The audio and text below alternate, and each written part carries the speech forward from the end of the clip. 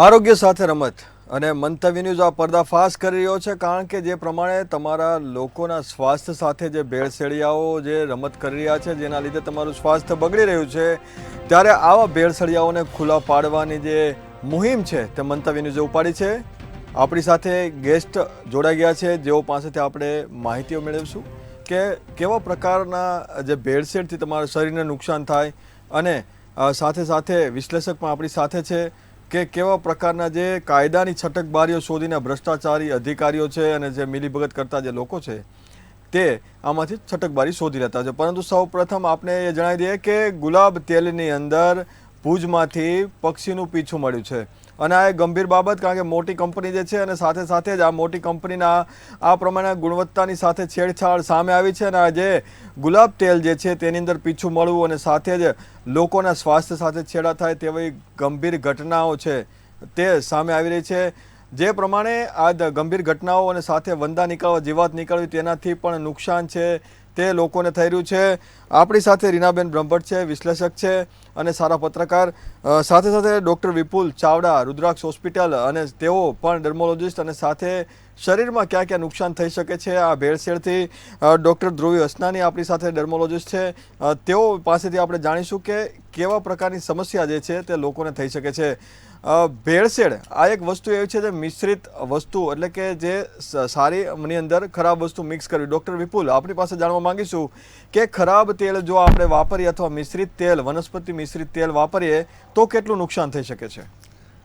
નમસ્કાર દર્શક મિત્રો, ડૉક્ટર વિપુલ ચાવડા, ડાયાબિટોલોજીસ્ટ અને છેલ્લા 20 વર્ષથી ડાયાબિટીસ અને હેલ્થ કેર રિલેટેડ કામ કરી રહ્યા છે. તો તેલની જ વાત કરીએ તો અમારા જ્યારે અમે રોજના પેશન્ટ જોઈએ છીએ, એમાંથી દરેક પેશન્ટનો એક પ્રશ્ન તો હોય છે કે સર ખાવા પીવાનું શું, અને એમાં પણ સૌથી મોટો પ્રશ્ન એ છે કે કયું તેલ સારું અને કયું તેલ ખરાબ. તો આ વસ્તુનો જવાબ આપવો એ એટલો ઇઝી અને એટલો સરળ નથી, પરંતુ હું એટલું કહીશ કે ભેળસેળવાળી કોઈ પણ વસ્તુ ખાવી એ સ્વાસ્થ્ય માટે ખૂબ જ નુકસાનકારક છે. તેલ અને બાકીના જે પદાર્થો છે એમાં તેલી પદાર્થનું સેવન આપણે ખૂબ જ ઓછી માત્રામાં અને જ્યાં જરૂર હોય ત્યાં જ કરવું જોઈએ, કારણ કે આપણા ખોરાકમાં જે આપણને એનર્જીની જરૂર છે, જે આપણને સપોર્ટની જરૂર છે, એના માટે સૌથી મુખ્ય પદાર્થ છે પ્રોટીન. તો પ્રોટીન વધારે માત્રામાં હોય તેવો આપણે ખોરાક લઈએ, એની સાથે સાથે બેલેન્સ ડાયટ લઈએ કે જેમાં આપણે વેજીટેબલ અને ફ્રૂટ્સ જેનું આપણે સેવન યોગ્ય માત્રામાં નથી કરી રહ્યા, એની આપણે જો યોગ્ય માત્રામાં આપણા શરીરમાં લઈએ તો એનાથી આપણા શરીરને નુકસાન થતું અટકી શકે છે, અને બેલેન્સ ડાયટ લેવાથી શરીરને ઘણા ફાયદા થઈ શકે છે. અત્યારે શિયાળાની ઋતુ ચાલી રહી છે, તો એ વખતે હું કહીશ કે જેટલા બને તેટલા કુદરતી અને તાજા શાકભાજી અને ફ્રૂટોનું આપણે સેવન કરીએ તો એ આપણા સ્વાસ્થ્ય માટે ખૂબ જ સારું થઈ પડે છે.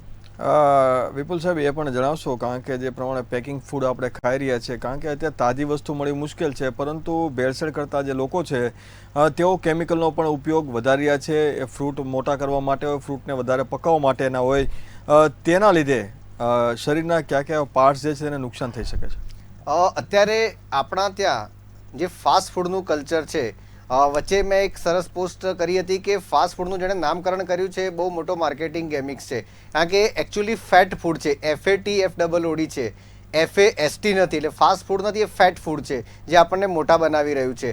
અને ફાસ્ટ ફૂડ આપણે જે અત્યારે એક્સેસિબિલિટી વધી ગઈ છે કે આપણે જ્યારે જોઈએ ત્યારે આપણા ફિંગર ટિપ્સ પર આપણે કોઈ પણ જાતની એપ્લિકેશનનો યુઝ કરી અને આપણે જોઈતી વસ્તુ આપણે અમદાવાદના ગમે તે ખૂણેથી અથવા તો આપણે મંગાવી શકીએ છીએ. એની સાથે સાથે અવાયબિલિટી પણ એટલી બધી વધી ગઈ છે. તો આ બધાના કારણે ફાસ્ટ ફૂડનું સેવન ખૂબ જ વધ્યું છે, અને સાથે સાથે ફાસ્ટ ફૂડની ગુણવત્તામાં ખૂબ જ ઘટાડો થઈ રહ્યો છે. જે પેકિંગ કરવામાં આવે છે, પેકિંગનું સ્ટાન્ડર્ડાઇઝેશન પ્રોપર માત્રામાં હોતું નથી, એના કારણે કાર્સિનોજનથી લઈ અને ઓબેસિટોજન સુધીના તમામ તત્વોનું આપણે સેવન કરીએ છીએ, અને જે આપણને છેવટે મોટાપા સુધી લઈ જાય છે, ડાયાબિટીસ સુધી લઈ જાય છે, બ્લડ પ્રેશર સુધી લઈ જાય છે, અને કેન્સર સુધી પણ લઈ જાય છે. આંગળીના ટેરવે ઘણી બધી વસ્તુ થઈ રહી છે. રીનાબેન, જે પ્રમાણે ઓનલાઈન ઓર્ડર આપણે મંગાવીએ છીએ, અને ફક્ત હું તમને 24 કલાકની વાત કરું ને તો ઓનેસ્ટ સૌથી મોટી બ્રાન્ડ કહી શકાય, સાથે ગજાનંદ પૌવા બહુ મોટી બ્રાન્ડ કહી શકાય, મારુતિ નંદન મોટી બ્રાન્ડ છે, આવી ઘણી બધી બ્રાન્ડ છે, લાપિનોસ છે, તેની અંદર જીવાતો, પછી જીવતી ઈયળો અને વંદા નીકળ્યા છે. તો આજે આંગળીના ટેરવે જે થઈ રહ્યું છે, તો સાથે સાથે આંગળીના ટેરવે શરીરને નુકસાન પણ થઈ રહ્યું છે. તમે શું માનો છો? જી બિલકુલ સાચી વાત કરી આપણે. અને સૌથી પહેલાં તો આપને ખૂબ ખૂબ ધન્યવાદ કે આપણે આ ઓપરેશન ઉઠાવ્યું છે. કેમ કે તમે જુઓ કે કેટલા સમયથી શહેરમાં ક્યાંક ને ક્યાંક કંઈનું કંઈક નીકળે છે, જીવાતો નીકળે છે, વંદા નીકળે છે, બીજી કોઈ ઈયળો નીકળે છે. અને સૌથી મોટી વાત કહું તમને કે માઇનસ પોઈન્ટ મોટો એ છે કે લોકો નથી સમજતા. કેમ કે આજે નીકળ્યું સરકાર કે સરકારી તંત્ર તો ભ્રષ્ટ છે, સીધી વાત છે. કેમ કે આરોગ્ય વિભાગની જો ખરેખર આ પર મહેરબાની ન હોય તો આ વસ્તુ થઈ જ ના હોય. પરંતુ આરોગ્ય વિભાગ તમે જો food safety and standard authority, પછી તમે જો તો જે ફૂડ ઇન્સ્પેક્ટર હોવા જોઈએ આપણા ત્યાં, એની અવેલેબિલિટી ખૂબ ઓછી છે. અને ફૂડ ઇન્સ્પેક્ટરનું હું તમને કહું કે કેટલું કામ છે એ લોકોનું. તમે જો આના માટે વાન પણ બનાવવામાં આવી હતી તો વાનોનું ક્યાં છે કોઈ પત્તો છે ખરેખર? ચલો માની લો કોઈ જાગૃત નાગરિક છે, એને કંઈક તપાસ કરાવી છે કે ભાઈ આ વસ્તુ હું ખાઈ રહ્યો છું, તો ચલો હું લેબોરેટરીમાં એની તપાસ કરાવું, તો ક્યાં છે? એવી ફેસિલિટી છે જ નહીં આપણી પાસે. કેમ કે જે નમૂના લેવામાં આવે છે, તમે જુઓ કે કોઈ વાર તહેવાર આવે ત્યારે હમણાંથી કોઈ કહી શકાય કે કોઈની ટીકાના કારણે અથવા તો ભૂપેન્દ્રભાઈની સૂચનાના કારણે તમે જુઓ કે થોડું તંત્ર વેગવંતું બન્યું છે અથવા બન્યું હતું એમ પણ હું કહીશ. તો તેમ છતાં તમે જુઓ કે આ તંત્રની ખરેખર કહી શકાય કે અંતે એમનું રિઝલ્ટ શું? રિઝલ્ટ જોવામાં આવે તો કશું છે જ નહીં. કેમ કે જેટલા નમૂના લેવામાં આવે 100 લેવામાં આવે, હું તમને ઉદાહરણ આપું તો 100માંથી તમે જો તો 85ને બરાબર કરી દીધા કે સાઈડમાં મૂકી દીધા ઓકે છે, અને એમાંથી 10-15 જેવા હોય એને સબ સ્ટાન્ડર્ડ બતાવી દીધા. 5 દિવસ અમુક જે દંડ કોઈને પણ નામાં એવો કોઈ માઇનસ પોઈન્ટ નીકળ્યો તો એને તમે જુઓ કે 5,000નો દંડ કર્યો, 10,000નો કે 20,000નો દંડ કર્યો. પછી તમે જુઓ તો થોડા દિવસ પછી એ થેલો હોય એ કોઈ પણ રેસ્ટોરન્ટ હોય કે કંઈ પણ ચાલુ હશે અને લોકો પણ ત્યાં મોજથી મજાથી ખાશે.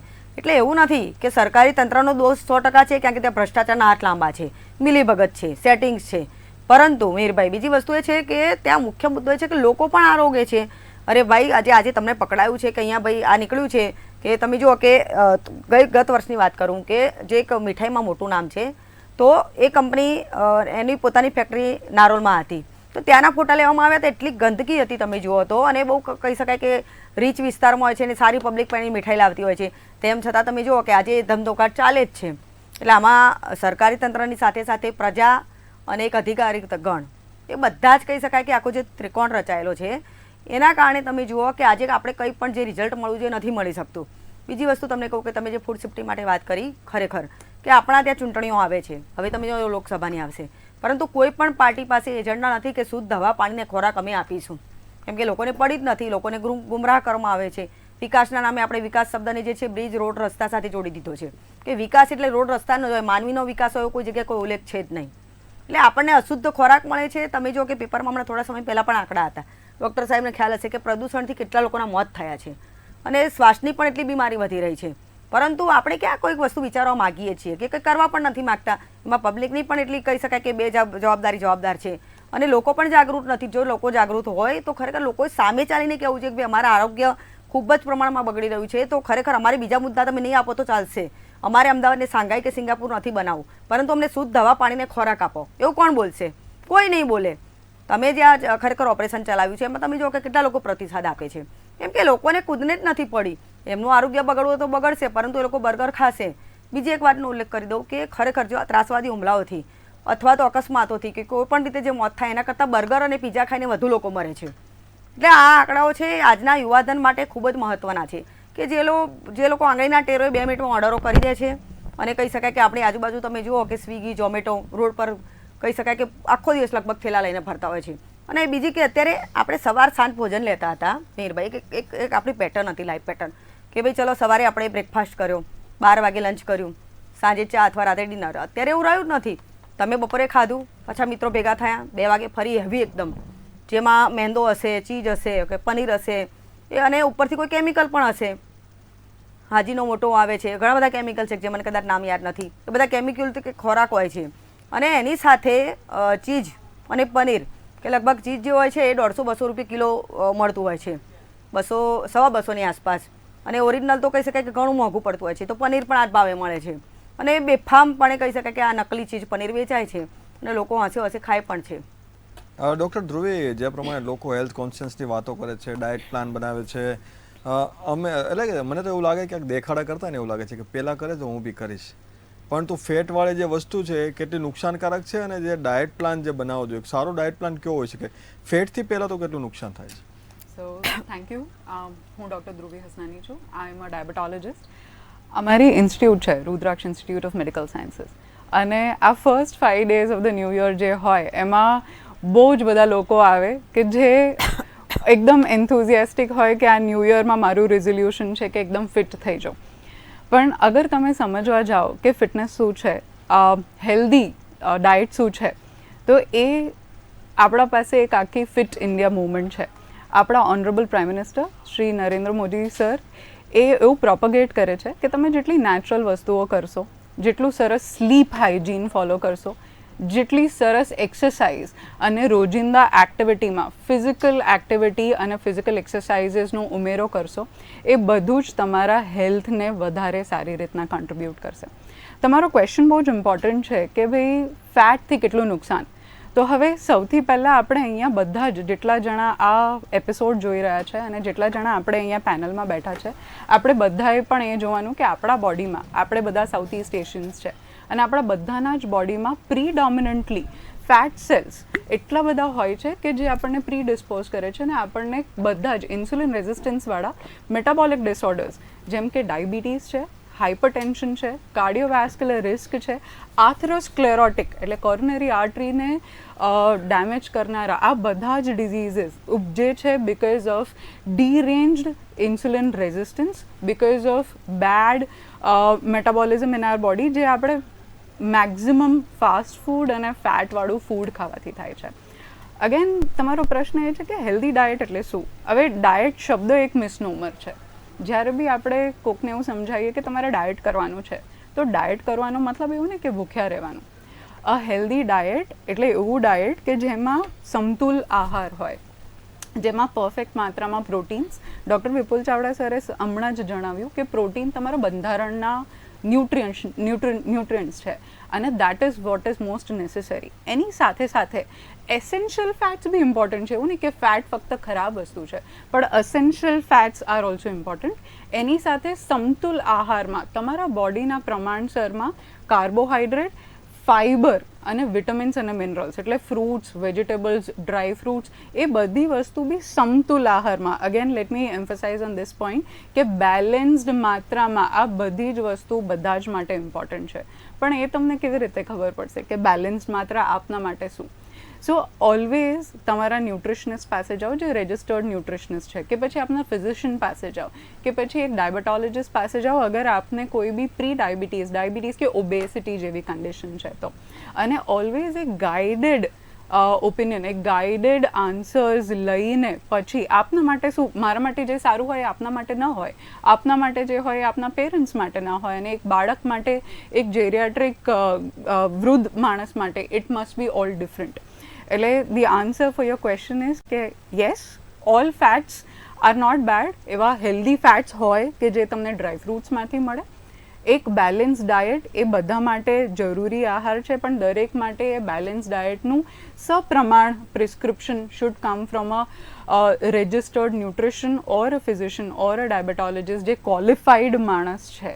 અને આ બધાને ફરીવાર એવી વિનંતી કે આપના રોજિંદા રૂટીન લાઈફમાં ઇન્ક્લુડ એક્સરસાઇઝ. સિમ્પલ નાનકડી એક્સરસાઇઝીસ ઇન્ક્લુડ કરો. સ્ટેર્સ ચડવા છે કે આપ જ્યારે કિચનમાં કામ કરો છો તો અપર બોડી એક્સરસાઇઝીસ છે, સિમ્પલ રૂટીન વોકિંગ જેવી એક્સરસાઇઝ છે, યોગ છે, પ્રાણાયામ છે, આ બધું આપના રૂટીન લાઈફમાં ઇન્કોર્પોરેટ કરો, જેથી આપણે obesity, diabetes, blood pressure, stroke, cardiovascular diseases જેવા પ્રિવેન્ટેબલ ડિઝીઝીસથી દૂર રહી શકીએ. હા, ડૉક્ટર છે, બરાબર છે. ડૉક્ટર અપીલ કરે છે, વડાપ્રધાને અપીલ કરી લીધી, મુખ્યમંત્રીએ જાળવણીની વાત કરી, આરોગ્ય મંત્રી ધ્યાન રાખે છે, પરંતુ ભેળસળિયાઓને કોઈ ફરક નહીં પડવાનો એ ચોખ્ખી વાત છે. ડૉક્ટર વિપુલ, આપણે જણાવશું કે આપણો જે યુવાઓનો દેશ છે, જે પ્રમાણે હાર્ટ એટેકના જે કેસો વધી રહ્યા છે, પરંતુ આ ભેળસેળવાળી વસ્તુ આપણા નાના બાળકો પણ ખાઈ રહ્યા છે. તમારા ત્યાં ઘણા બધા નાના બચ્ચા આવતા હશે, એના પરિવારજનો પણ લઈને આવતા હશે, તો નાના બચ્ચાઓ પર કેટલી આ ભેળસેળથી અસર થાય છે? બાળકો દેશનું ભવિષ્ય છે, અને જો આપ મન કી બાતને ફોલો કરતા હોવ તો 2023 પૂરું થયું ને 2024 ચાલુ થયું. એ વખતે જે લાસ્ટ રવિવારે મન કી બાતમાં શ્રદ્ધેય શ્રી વડાપ્રધાન નરેન્દ્ર મોદીજીએ વાત કરી છે, એમાં એમણે 3.5 મિનિટ સુધી લાઇફસ્ટાઇલ ડિઝીઝ પર વાત કરી છે કે અત્યારની જે લાઇફસ્ટાઇલ જે આપણી બગડી રહી છે, જેમાં તમારું બેઠાડું જીવન હોઈ શકે છે, જેમાં તમારા મોબાઈલ અને સોશિયલ મીડિયાનો અતિરેક હોઈ શકે છે, જેમાં તમારી સુવાની પેટર્ન બદલાય છે એ હોઈ શકે છે, અને સાથે સાથે ભેળસેળવાળો ખોરાક કે જેને આપણે અતિ માત્રામાં આરોગ્ય છે એ હોઈ શકે છે. આ લાઇફસ્ટાઇલ રિલેટેડ રોગના કારણે જ અત્યારે હૃદય રોગની માત્રા, બ્લડ પ્રેશરની માત્રા, ડાયાબિટીસની માત્રા, કિડનીના રોગની માત્રા પુષ્કળ વધી રહી છે. આજે આપણે ખેદ વ્યક્ત કરીએ છીએ, સવારે ન્યૂઝપેપર વાંચીએ છીએ, સવારે ન્યૂઝ ચેનલ જોઈએ છીએ, ત્યારે આપણે જોઈએ છીએ કે 22 વર્ષના છોકરાને એટેક આવી ગયો, 30 વર્ષના માણસને એટેક આવી ગયો. એ સમાચાર સાંભળીને આપણે 2 મિનિટ માટે ખાલી ખેદ વ્યક્ત કરીએ છીએ, પણ પછી આપણે ઉઠીને તરત આપણે પણ એ જ નાસ્તા પાણી પર વળી જઈએ છીએ કે જેના કારણે આ બધી વસ્તુ થતી હોય છે. તો લાઇફસ્ટાઇલ ડિઝીઝ એ વિશ્વનું અત્યારે સૌથી મોટું જોખમ છે, અને એ લાઇફસ્ટાઇલમાં જ્યાં સુધારો લાવી શકીએ છીએ, જેમ કે આપણે પૂરતી માત્રામાં સારી ઊંઘ લઈ શકીએ છીએ, આપણે ખોરાકને ખાતી વખતે આપણે કોન્શિયસલી ધ્યાન આપીએ કે આપણે જે જરૂરી છે ન્યુટ્રિશન આપણે લઈ રહ્યા છે કે નહીં. ડૉક્ટર ધ્રુવી મેડમે જે કહ્યું એ પ્રમાણે કે ખોરાક જે તમે લો છો એમાં ડાયટિંગ કરવી એનો મતલબ એવો નથી કે ભૂખ્યા રહેવું ને ઘણી વસ્તુ ના ખાવી. ડાયટિંગનો મતલબ છે કે તમારા ખોરાકનું બજેટ સેટ કરવું, તમારી કેલરીની રિક્વાયરમેન્ટ કેટલી છે તમને ખ્યાલ હોવો જોઈએ, તમારી પ્રોટીનની રિક્વાયરમેન્ટ કેટલી છે તમને ખ્યાલ હોવો જોઈએ, અને જેની જરૂર છે એ ખોરાક આપણે પહેલાં લઈએ અને એ પ્રમાણે આપણે બોડીને મેન્ટેન કરીએ. એક્સરસાઇઝ ખૂબ જ જરૂરી છે. અમદાવાદી હોવાનો મને ગર્વ છે, ને હું આજે ખૂબ જ ખુશ થઈને કહી રહ્યો છું કે અમદાવાદમાં દર 10-15 દિવસે ક્યાંક સાયક્લોથોન થાય છે, ક્યાંક મેરેથોન થાય છે, અને તેમાં મોટી માત્રામાં લોકો ભાગ લઈ રહ્યા છે. આપણી પાસે રિવરફ્રન્ટ જેવી જગ્યા છે, આપણી પાસે ઘણા ગાર્ડન હવે ડેવલપ થઈ રહ્યા છે કે જ્યાં સવારે અને સાંજે આપણે વોક પર જવા નો પ્રયત્ન કરી શકીએ છીએ. તો આ બધી ફેસિલિટી આપણને આજે મળી રહી છે. આપણી પાસે મોબાઈલમાં એટલી સારી સારી એપ છે કે જેમાં તમને કેલરી કાઉન્ટિંગ કરીને આપે છે. તો હવે જો આપણે સારી લાઈફસ્ટાઈલ ના સ્વીકારીએ અને આપણે જો બીમાર પડીએ તો પછી કોઈ ડૉક્ટર, કોઈ સરકાર અથવા કોઈ બીજાનો વાંક કાઢવો એ યોગ્ય નથી. આપણી હેલ્થની જાળવણી માટેના પગલાં આપણે જાતે જ લેવા પડશે, અને પછી આપણે એ સ્ટેપ ક્લિયર કરીએ પછી બીજા સ્ટેપમાં આપણે સરકારને કે બીજા કોઈને કહી શકીએ છીએ કે એના પર કોઈ જાતના પ્રતિબંધ લગાવી શકે. જાગૃતિ ખૂબ જ જરૂરી છે, અને જો જાગૃતિ હશે તો આ રીતની ઘટનાઓ નહીં બને. પરંતુ જે ભેળસેળ કરતા જે લોકો છે, અને ખાસ કરીને આવા નાના વેપારીઓ આર્થિક લાભ લેવા માટે જે લોકોના સ્વાસ્થ્ય સાથે ચેડા કર્યા છે, તેને છટકબારી પણ એટલી જ મળી રહી છે, અને આજે છટકબારીનો લાભ પૂરેપૂરો લઈ અને લોકોના સ્વાસ્થ્ય સાથે છેડા કરે છે. રીનાબેન, જે પ્રમાણે કાયદામાં ક્યાંક ને ક્યાંક લૂપહોલ્સ હોઈ શકે, છટકબારી છે અધિકારીઓ વેપારીઓને બતાવતા હોય છે, તમે જેમ પ્રમાણે કહ્યું કે રિપોર્ટ છે તે આરોગ્ય બાદ 15 દિવસે આવે છે, તો આ બધા લૂપહોલ્સના હિસાબેની છટકબારી છે મળી જાય અને સીધા ફરાર થઈ ચૂકે. પરંતુ નુકસાન તો છેલ્લે તો આપણા બાળકોને અથવા આપણા પરિવારને છે. કાયદો કેવો હોવો જોઈએ? ખરેખર સૌથી પહેલી વાત તો એ છે કે સૌથી પહેલો કાયદો ચટકબારી કરતાં પણ મિલીભગતનો મોટો મજબૂત છે ખરેખર. કેમ કે તમે જુઓ કે મિલીભગત જે છે, હમણાં મેં કહ્યું હતું કે ત્રિકોણ રચાય છે, એ મુજબ જે ત્રિકોણ છે એ કોઈ કાયદાને ફાવવા દેતો જ નથી, અને કાયદા એટલા મજબૂત પણ નથી. કેમ કે કાયદા એટલા મજબૂત હોત તો ખરેખર હું એવું માનું છું કે તમે આજે રોડ રસ્તા હોય કે પછી તમારું ફૂડ જે સેફટી હોય એના અંતર્ગત કોઈનું મૃત્યુ થાય, કેમ કે આજે તમે જો હાર્ટ એટેકના કેટલા બનાવ વધી રહ્યા છે, તેમ છતાં તમે જુઓ કે એ માટે ખરેખર કોઈ ગુનો છે જ નહીં આપણા ત્યાં.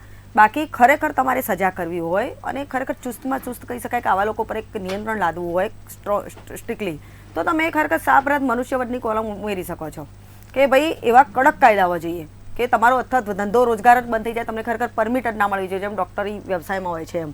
એ પ્રકારે થાય તો કોઈને ડર લાગે. બાકી તમે 5 દિવસ દુકાન બંધ રાખો એમાં શું ડર લાગવાનો હતો? તમે 10-20 હજાર આપી દીધા, તમે દુકાન બંધ રાખી લીધી એટલે પતી ગયું. મ્યુનિસિપલ કોર્પોરેશન વિશે તમે જુઓ કે હું હંમેશા આ સ્ટેજ પરથી પણ કહેતી આવી છું કે ભાઈ સૌથી મોટો આપણો કહી શકાય કે માઇનસ પોઈન્ટ એવો હોય તમામ નગરપાલિકાઓ જે છે ત્યાંના વહીવટમાં તમે જુઓ કે ખૂબ જ અણઘડતા છે અને મિલીભગત કહી શકાય કે બેફામ ભ્રષ્ટાચાર છે.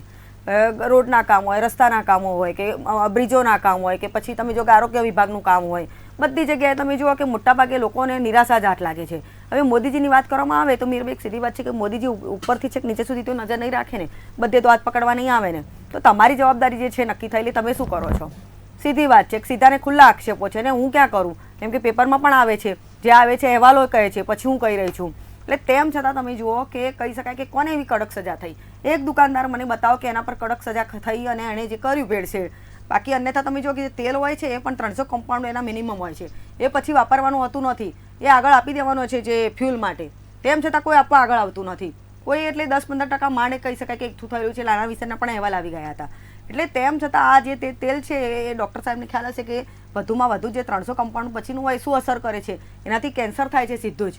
તેમ છતાં તમે જુઓ કે એ લોકોને જે લાલચુ વેપારીઓ બની ચૂક્યા છે કે જેને કહી શકાય કે નફાખોરી સિવાયનો કોઈ ઉદ્દેશ નથી, પાપ પુણ્યમાં કોઈ માનતા નથી ધર્મની જો વાત કરવામાં આવે તો. કેમ કે સૌથી મોટો ડર ખરેખર લોકોને પાપ પુણ્યનો હોવો જોઈએ, એક માનવતાનો, એક સંવેદનાનો હોવો જોઈએ, પરંતુ એ સાથે કોઈ લેવા દેવા છે જ નહીં. એમને તેમનો નફો જ રળવો છે, ભલે ને પબ્લિકને ગમે તે થાય.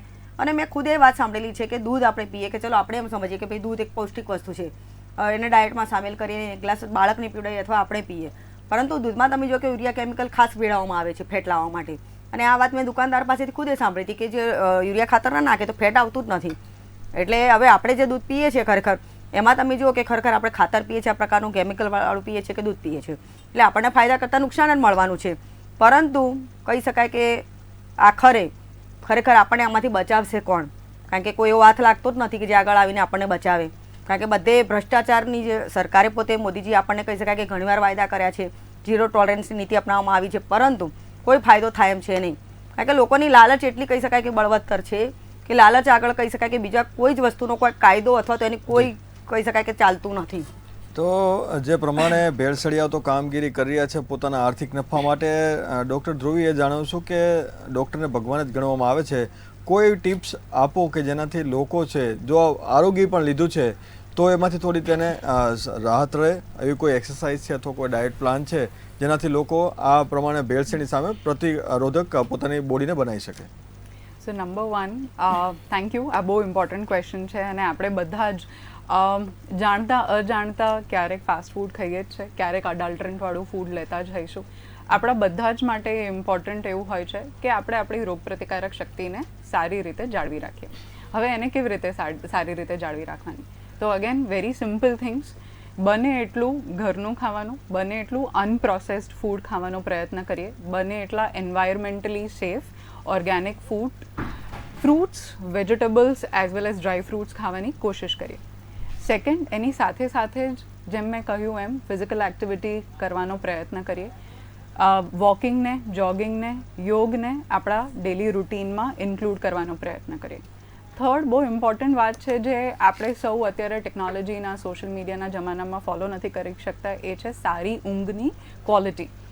અને ઓબેસિટીના લીધે બી ઘણા બધાને સ્લીપ ડિસઓર્ડર્સ હોય જ છે. સો 6 to 8 અવર્સની અનઇન્ટરપ્ટેડ સારી ક્વોલિટીની સ્લીપ આપણી રોગપ્રતિકારક શક્તિને ખૂબ બેનિફિટ કરી શકે છે. અને ફોર્થ, અને ખાસી ઇમ્પોર્ટન્ટ, આપણે બધા જ અહીંયા જોતા દર્શક મિત્રો 30 યર્સની ઉપર જેટલા બી હોય, બધાએ વર્ષે એક વખત સિમ્પલ બ્લડ ટેસ્ટ કરાવવા ખૂબ જરૂરી છે. સ્ક્રીનિંગ જેટલું જલ્દી થશે એટલું જ જલ્દી દરેક વસ્તુનું નિવારણ આવી શકશે. ઘણા બધા એવું ડરતા હોય છે કે મને કંઈક નીકળશે તો શું, પણ આજે 2024માં આપણા પાસે ઘણા બધા સોલ્યુશન્સ હાજર છે. મેડિસિને બહુ પ્રગતિ કરેલી છે અને આપણા પાસે હેલ્થકેર સિસ્ટમ પણ ઘણું સારું છે. સો સ્ક્રીનિંગ અર્લી થાય એના માટે યરલી બધા જ જણા માટે એક ઇન્ડિવિજ્યુઅલાઇઝ પ્લાન હોઈ શકે છે જે કરાવવું ખૂબ સરસ રીતે આપણને આ બધા જ પ્રોબ્લેમ્સથી દૂર રાખી શકે છે. એટલે કે આરોગ્યની સાથે જે રમત રમી રહ્યા છે તે લોકો માટે પણ ચેતવણીને સાથે સાથે લોકો આ ડૉક્ટરને આ પેનલ જે છે તે તમારું સ્વાસ્થ્ય સારું રહે અને કાયદાનું આપને સારું જ્ઞાન મળે તે માટેનો જે પ્રયાસ છે તે કરી રહ્યા છે.